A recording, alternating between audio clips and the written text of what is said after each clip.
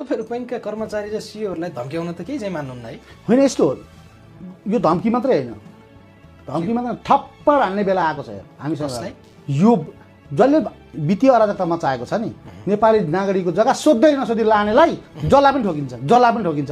तपाईँको सम्पत्ति तपाईँलाई सोध्नुपर्छ सर, सोध्नुपर्छ, जानकारी हुनुपर्छ। बाबा जानकारी दिनुपर्छ नि त।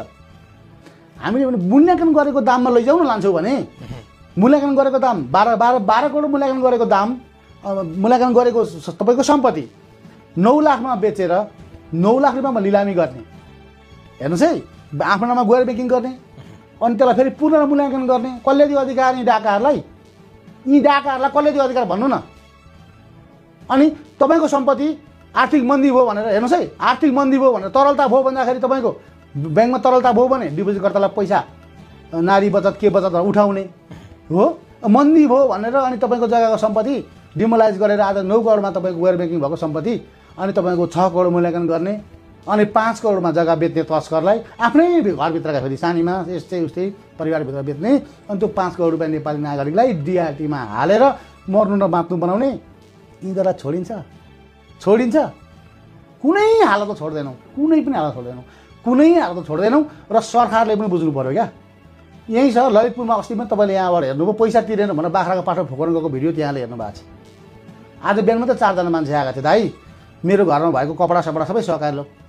त्यो वित्तीय ऐनभित्र पर्छ? पाइन्छ त्यस्तो गर्नलाई?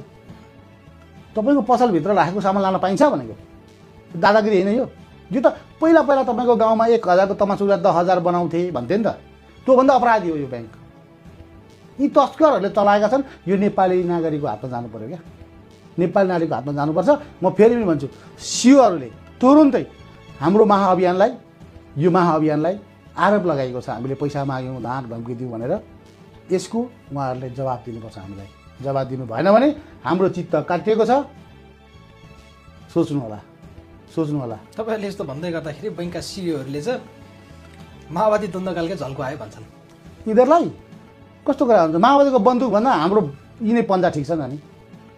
सच छैन भने त ठोक्छौँ सर, सच छैन भने एकदमै ठोक्छौँ। म यहीँबाट भन्न चाहन्छु, सबैको नापेका छौँ हामीले, नारी छामेका छौँ। सीओ के हो भन्ने कुरो, रिकभरी के हो भने हामीले जानेका छौँ। कानुनी राज्यमा बसेर कसैलाई ठोक्छौँ भन्न डर लाग्दैन? कानुनी राज्य?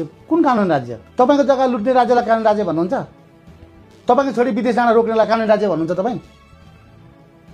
यो कानुनी राज्य छ यो? जम्मै तस्कर कहिले भारत खेल्ने, कहिले अमेरिका खेल्ने, कहिले युरोप खेल्ने, यी चोरहरूलाई लखेट्नको लागि यो व्यवस्था परिवर्तन गरौँ। एकचोटि एउटा अभिभावकको रूपमा राष्ट्र ल्याउँ हामीले भने हो नि त।